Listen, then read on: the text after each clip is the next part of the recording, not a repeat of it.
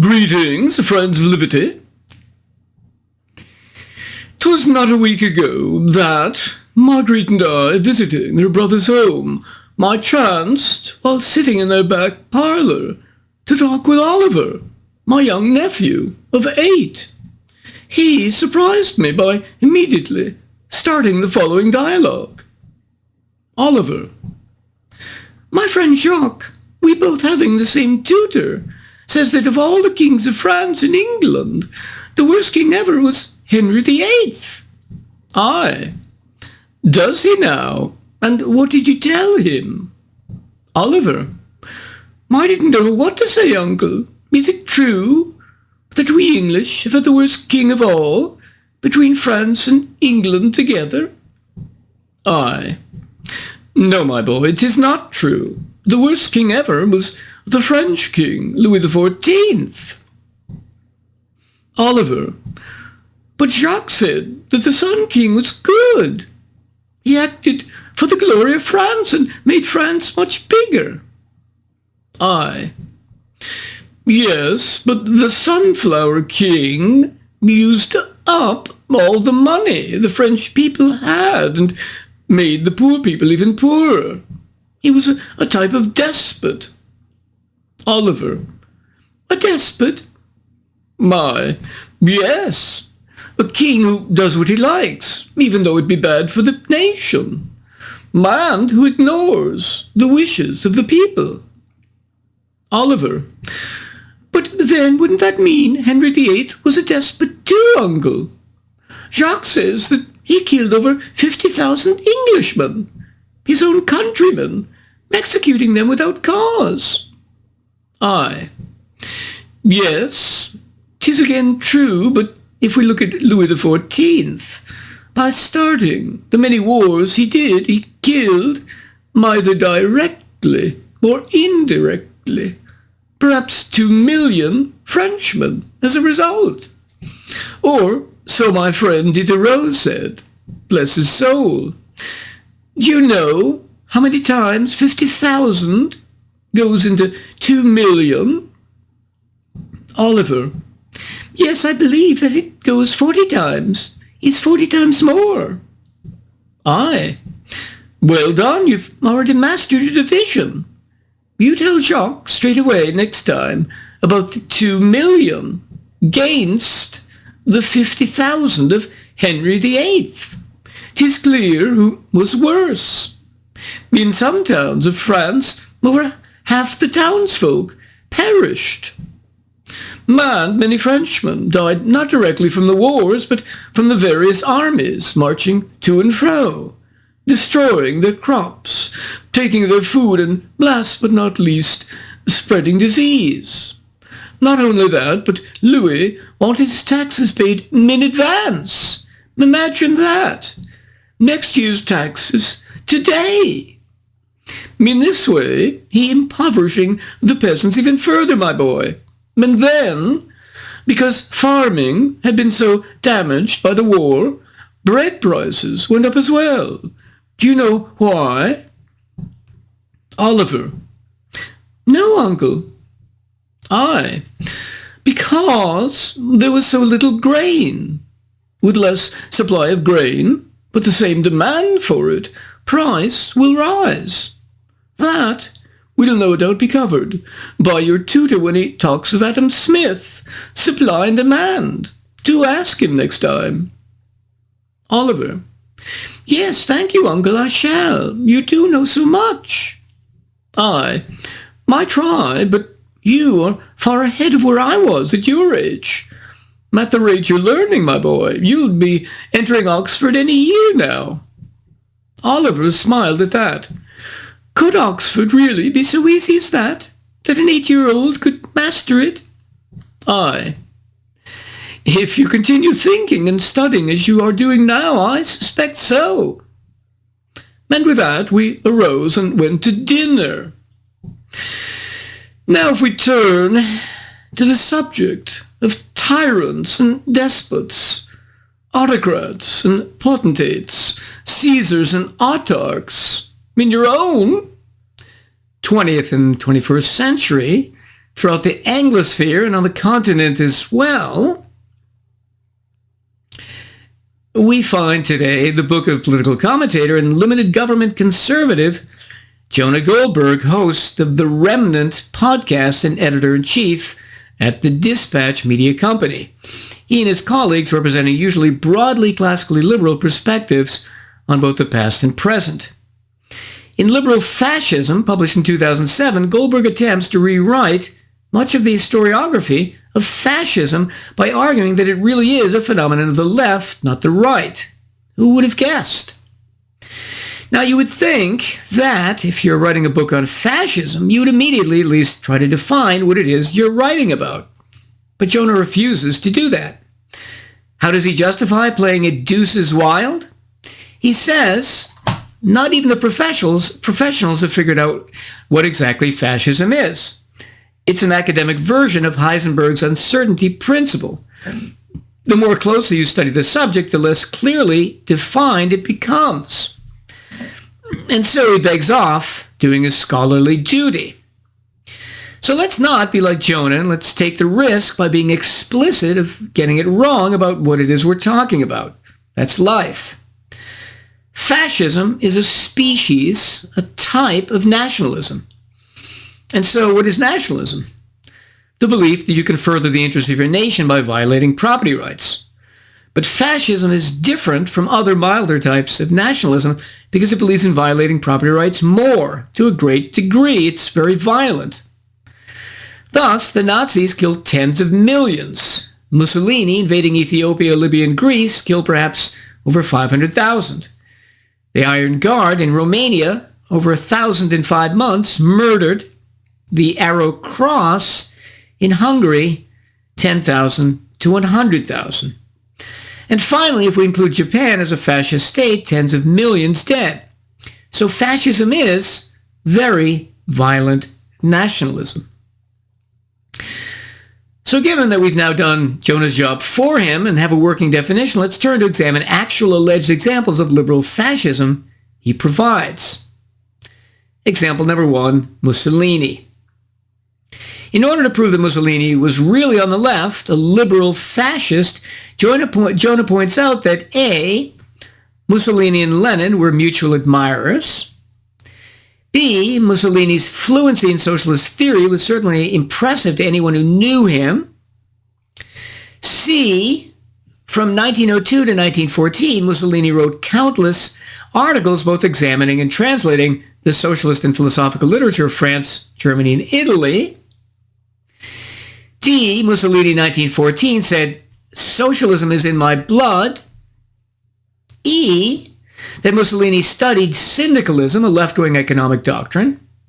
And F, that the Fascist Party in 1919 gave out a manifesto with a whole list of partly socialist political demands called the Manifesto of the Italian Fascists of Combat.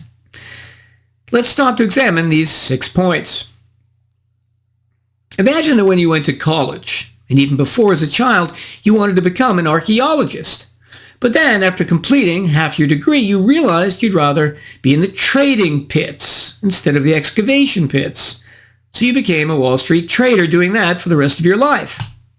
But Jonah would say, see, you previously wanted to be an archaeologist, so you're not a Wall Street trader now, even though you take the subway to the financial district in Lower Manhattan every day.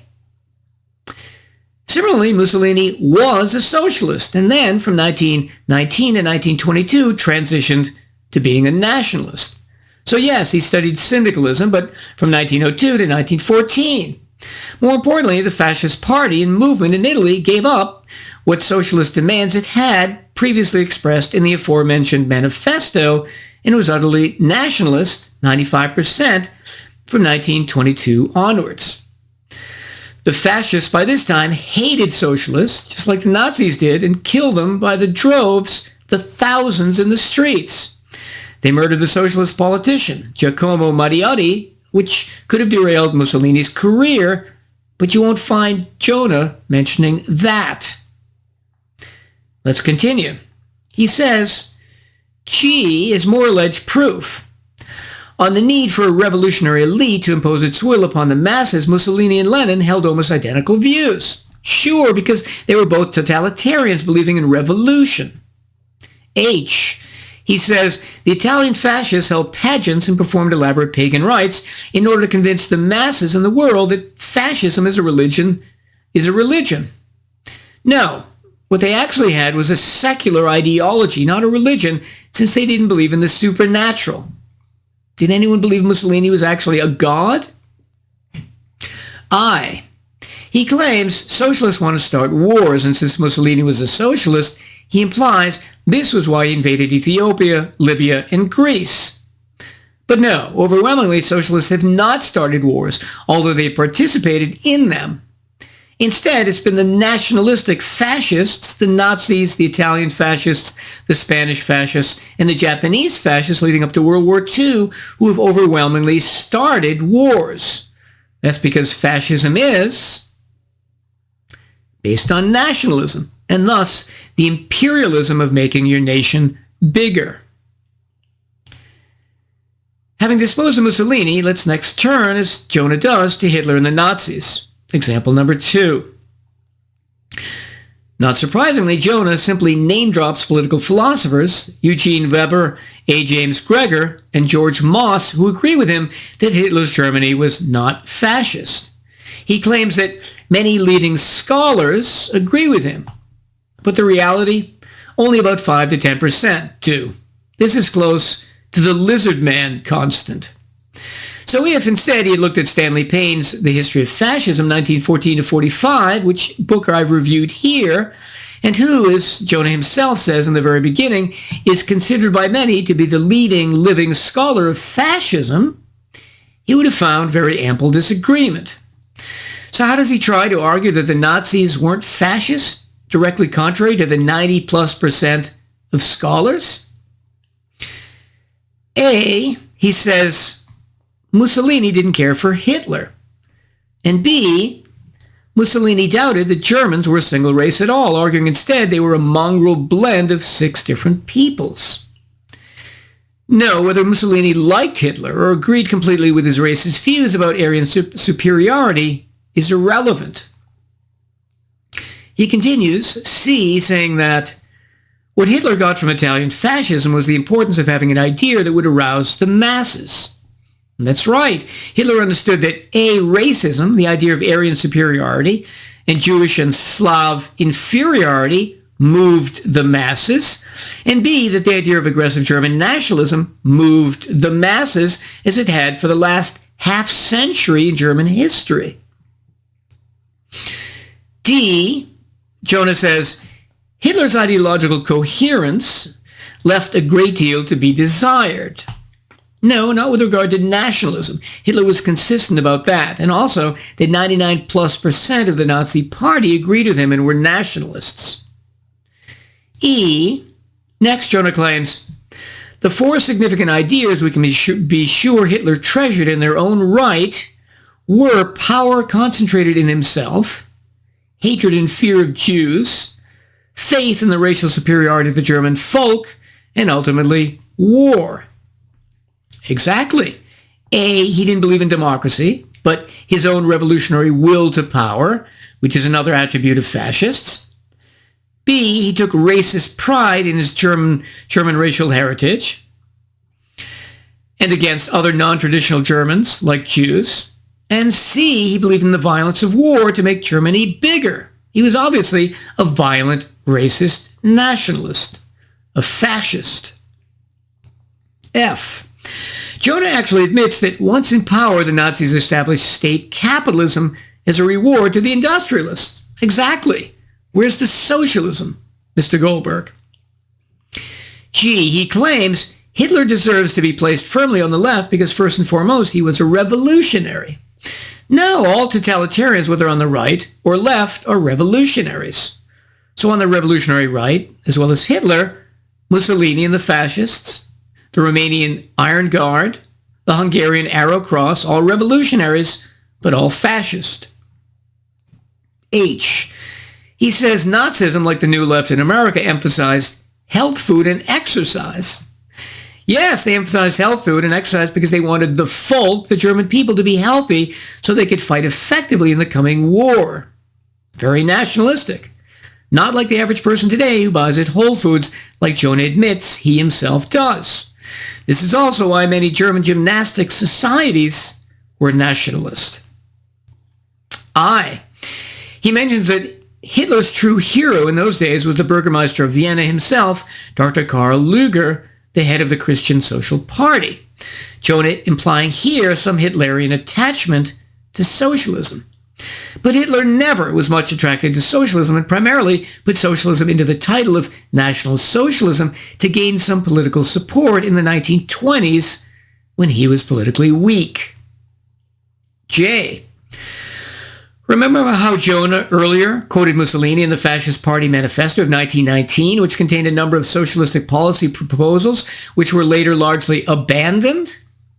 Well, Jonah utilizes the exact same technique here with Hitler and the Nazis. He quotes their 1920 25-point program, 13 years before they came to power, even though later on the Nazis abandoned many of the socialistic points. They, number one, banned trade unions and profit sharing with them. Number two, they only communalized Jewish department stores, not Aryan. Number three, with loan sharks and those charging high interest, they only got after the Jews, not the Aryans. Number four, they did not confiscate the war profits of German companies. And number five, did not nationalize trusts in most private companies. So again, gave up many of their previous socialist demands. K. Jonah claims the social space the Nazis were fighting to control was on the left. Exactly, controlling them by the fascistic means of killing or imprisoning them. L. He says that a monumental fact of the Nazi rise to power has been slowly airbrushed from our collective memories, is that the Nazis campaigned as socialists. Well, although they sometimes use socialistic rhetoric in a populistic way, this is not true in the economic sense. They campaigned as anti-Marxist, and once they were in power, they became massive crony capitalists. And of course, in 1934, Hitler purged the whole Nazi left wing, the NSDAP, in the Night of the Long Knives. That you won't hear from Jonah. In Russia, the owners of factories were dispossessed, then killed or sent to the Gulag. But in Germany, the owners of companies like IG Farben, Krupp, Volkswagen, BMW, Siemens, Daimler-Benz, and many others raked in huge profits. That's crony capitalism, not socialism, with a significant retention compared to the Soviet Union of private property rights. So when Jonah says, even if Nazi nationalism was right-wing, this only meant that Nazism was right-wing socialism, and right-wing socialists are still socialists, that's flatly incorrect. Again, fascism is defined by its nationalism, and B, secondly, the Nazis and fascists were significantly more sympathetic to and protective of big business and private property than the actual socialists and communists. And so there we have it, at length, his argument for why the Nazis were allegedly a party of the left. Let's now turn to example number 3, Woodrow Wilson. First, Jonah claims that Woodrow Wilson during World War I was the actual head of a fascistic dictatorship. He was an intentional totalitarian. In order to see how bogus this claim is, let's repeat our definition. Fascism is intense, very violent nationalism. So if Hitler and Mussolini themselves killed millions of people, Woodrow Wilson would have had to have been responsible for killing at least many thousands as well. But how many people did Woodrow murder? 0. So Wilson, whatever his policies, was not a fascist, but at best an authoritarian. Secondly, he says that those in Wilson's administration running the War Industries Board had no illusions about what they were up to. It was an industrial dictatorship without parallel. Again, this was during wartime when presidents had more power. During peacetime from 1913 to 17, nothing like this was set up. And the board was largely dismantled after the armistice. But Hitler and Mussolini took over control of their national industries during peacetime in order to start wars. Very different. Thirdly, he says, more dissidents were arrested or jailed in a few years under Wilson than under Mussolini during the entire 1920s. Yes, but A, those convictions partly occurred again during wartime, when presidents legitimately had more power. B, Hitler and Mussolini imprisoned hundreds of thousands, not 2,000, like Wilson. C, Wilson certainly believed in democracy and stepped down from power, while Mussolini, on the other hand, held only sham elections after 1919, and Hitler only sham elections after 1933. D, Wilson, of course, was an internationalist who helped set up the League of Nations, the opposite of Hitler and Mussolini. And finally, E, Wilson was not an economic socialist, calling the Russian communists tyrants and barbarians. So no, Woodrow Wilson's presidency was not that of a fascist, but instead a primarily wartime authoritarian. Let's segue now into American progressivism, since Woodrow Wilson was one of the most famous progressives. This is Jonah's alleged example, number 4. American progressivism. A, he implies progressives were true fascists, saying the progressives were the real social Darwinists as we think of them today. They believed in eugenics. They were imperialists. They were convinced that the state could create a pure race society of new men. The problem with this statement is that during this period, progressives were both Democrats, like Woodrow Wilson, and Republicans, like McKinley and Theodore Roosevelt. So progressivism was very much bipartisan. So how then can it be essentially on the left? Secondly, again, let's look at intensity. How violent were the progressives? Did they believe in not holding elections? Did they believe in murdering their opponents? And did they believe, like the Nazis, in corporate crony capitalism during peacetime? No, on all accounts. B, he points out how progressives like John Dewey wanted to control education so they could manipulate children, indoctrinating them with their progressive beliefs. That's true. But that again happens on all sides of the aisle. Both the commies in Soviet Russia and the European fascists believed in taking over the schools and indoctrinating children from a very young age.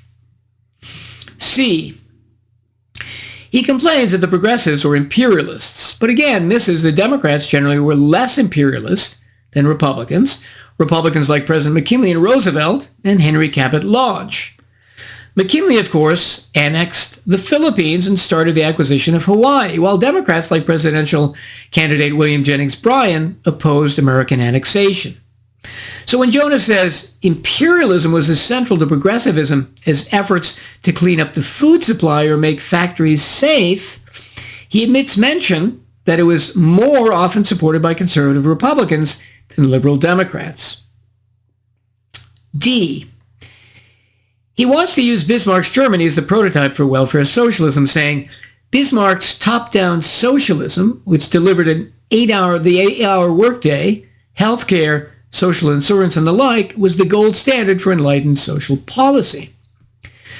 But the problem here with using Bismarck's welfare state reforms and claiming it was from the left was that political leaders on both right and left can do the same thing for different reasons. So if, for example, Jonah was looking at concentration camps and saw a Nazi concentration camp and then a Soviet concentration camp, he would say, see, that proves the commies are really Nazis. They're doing the same thing. But obviously, not true. Political leaders can do the same thing for different ideological reasons, which makes them fundamentally different, even though both are totalitarian. Similarly, Bismarck enacted the welfare state in Germany in 1881 as he did for his own reactionary, conservative, monarchical reasons. He wanted to support the German monarchy, wanted to destroy the socialists, wanted to bribe the working class, and wanted to reduce any revolutionary tendencies which might overthrow the monarchy. But progressives in the U.S., like Jane Addams and others, advocated for the welfare state for liberal lefty reasons, social justice reasons, to protect the poor and marginalized, not to preserve an American Kaiser or reduce revolutionary social tendencies. Which means again that, while they did the same thing, they were doing it for very different reasons. That's why Jane Addams was a social democrat on the left, while Bismarck again was a reactionary conservative on the right, not a socialist. Finally, if we agree with Jonah and argue that Bismarck was a socialist merely because he did one socialist thing while everything else was not socialist, then I would ask Jonah the following. Your friend, conservative Kevin Williamson, once said that the state should have women who have abortions hanged. Given that the Nazis, too, were very pro-life, just like Kevin, and also like Kevin, believed in exactly such draconian penalties, then shouldn't agreement on that one issue make Kevin Williamson a Nazi too, Jonah? Next, example number 5, FDR. He says, A, Franklin Roosevelt was no fascist, but many of his ideas and policies were indistinguishable from fascism. Roosevelt became a totalitarian by default, largely because he didn't have any better ideas. So Jonah's strategy here is to claim that the ideas were fascist, but not the person. B, for his next point, Jonah uses guilt by association, mentioning the earlier FDR friend, fascist Catholic priest Father Coughlin, claiming he was a popular leftist, but not true since Coughlin partly believed in private property, B, was highly anti-Semitic, and C, nationalistic. But FDR rejected Coughlin when he became obviously fascist and anti-Semitic. So this example doesn't work, and neither does that of H.G. Wells, who, while friends with FDR, was a dedicated anti-fascist and internationalist.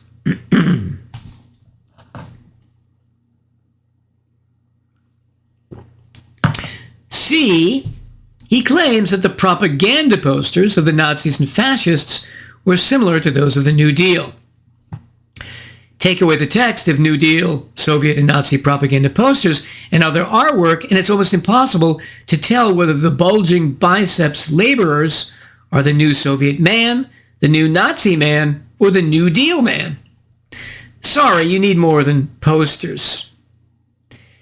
D, so now we arrive at the actual policies of FDR, which Jonah claims are fascistic. Number 1, Social Security.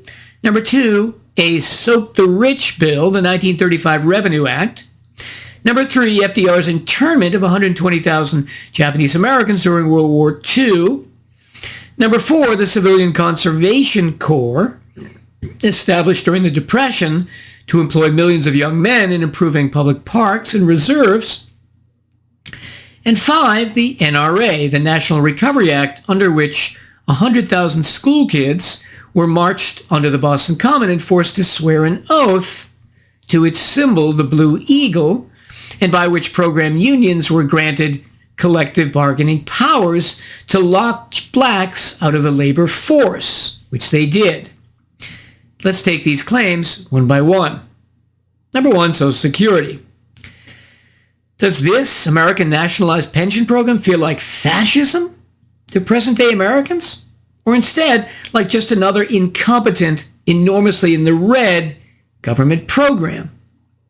Does this bankrupt trust fund in any way represent the violent, racist nationalism that found its epitome in Hitler, Mussolini, the Iron Guard, Arrow Cross, and World War II Japan? Number 2, the Soak the Rich bill. It contained a 79% top tax rate. But the Nazis had lower tax rates, and although they did sometimes attack the rich before coming to power, in 1933 and afterwards, this stopped because they weren't actually socialists.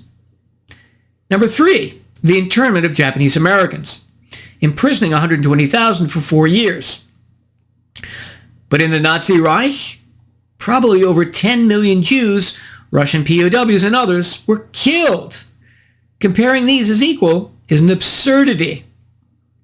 Number 4, the Civilian Conservation Corps, the CCC, as opposed to its German equivalent, the RAD, the Reichsarbeitsdienst. First, it was voluntary, not compulsory, was not as militarily organized. The CCC did not involve indoctrination, like the German. The CCC focused on environmental and not quasi-military tasks. And finally, it only existed as a standalone program, unlike the German, which was integrated with many other mandatory programs for different age groups. Number 5, the NRA, the National Recovery Act. Yes, it had similarities in constructing industry cartels, but there were differences as well. A, the NRA supported labor unions while the Nazis and fascists outlawed them. B, the NRA was understood to be temporary until the economy recovered, not to increase armaments and prepare for war. So again, the NRA was done for different reasons. The American were mildly socialistic, the German and Italian were fascistic. Example number 6, the 1960s. Jonah claims the 60s were the dawn of the third fascist moment in American life. Examples given? A, at Cornell in 68, the takeover by armed black radicals of a dorm with one visiting mother proclaiming, "This is Nazism in its worst form." Jonah claims that these black radicals wanted to be taught black science and black logic by black professors, just like the Nazis wanted Aryan science.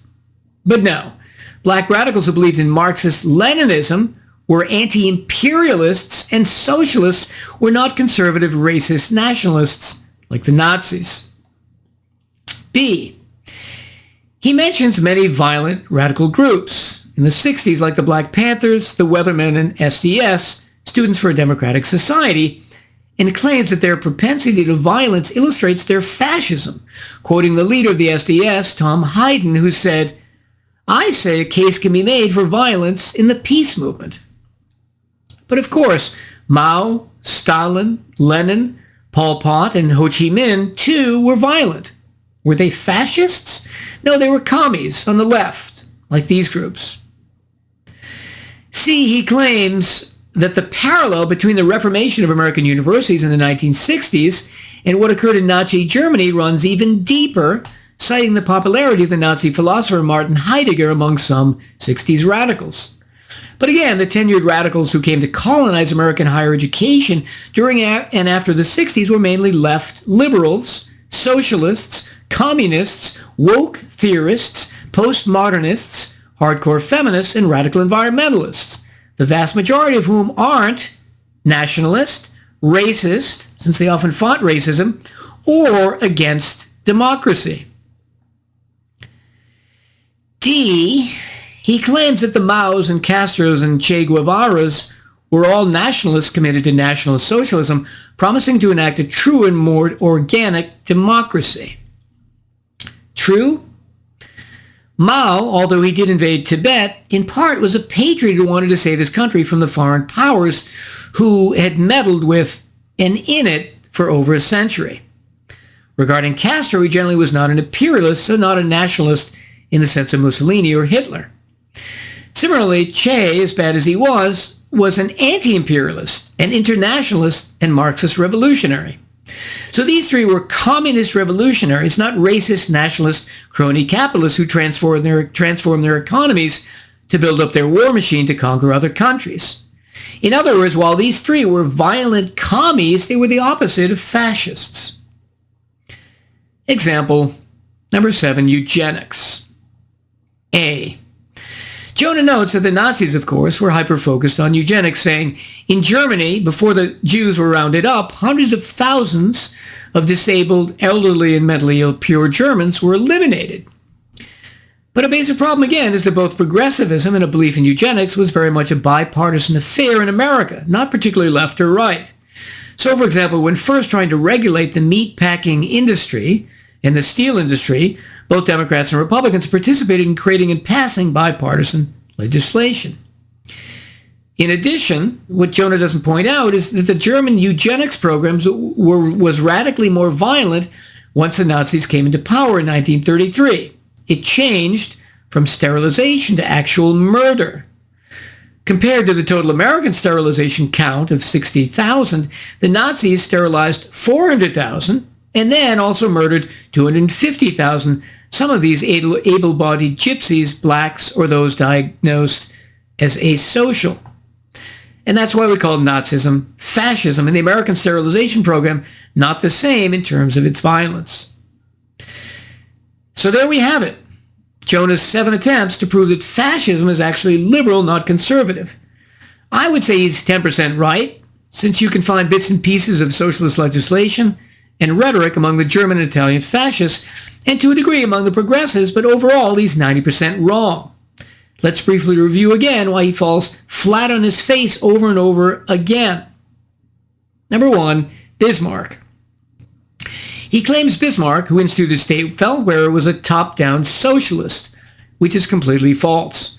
Bismarck was a reactionary conservative who fought the socialists his whole political life, who outlawed them as a party for almost 12 years, and who instituted these welfare reforms for reactionary, not liberal reasons. His motivations were very different.